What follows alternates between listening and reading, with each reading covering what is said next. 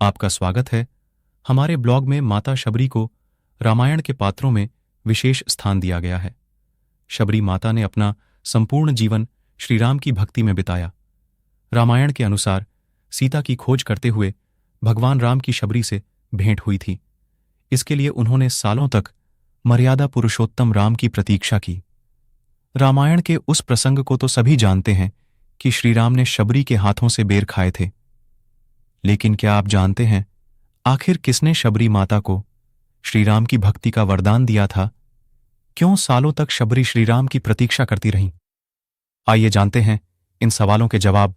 पौराणिक कथा के अनुसार माता शबरी माता का असली नाम श्रमणा था। ये भील समुदाय के शबर जाति से संबंध रखती थीं। इसी कारण कालांतर में उनका नाम शबरी हुआ।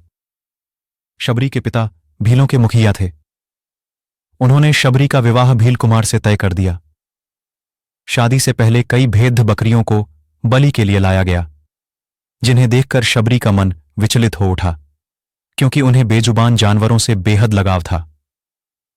निर्दोष जानवरी की हत्या को रोकने के लिए शबरी विवाह से एक दिन पूर्व घर से भागकर जंगल चली गईं और सभी जानवरों को बचा लिया। शबरी घर से भागकर दंडकारण्य वन में पहुंची और वहां मातंग आर्षि की सेवा करने लगी। भील जाति की होने के कारण शबरी आश्रम में छिपकर सेवा करती थी।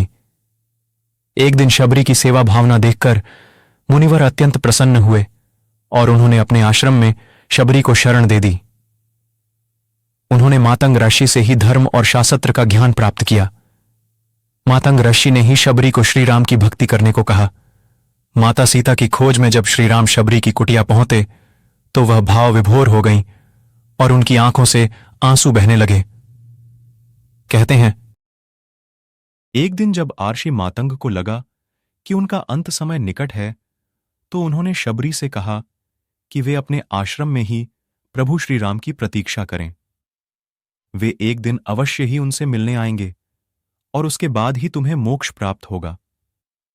शबरी प्रतिदिन अपनी कुटिया के रास्ते में आने वाले पत्थरों और कांटों को हटाने लगीं, ताकि श्री राम के आगमन के लिए मार्ग सुलभ हो जाए।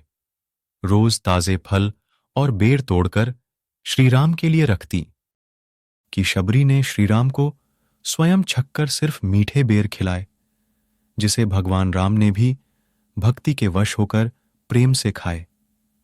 शबरी की भक्ति देखकर श्री राम ने उन्हें मोक्ष प्रदान किया।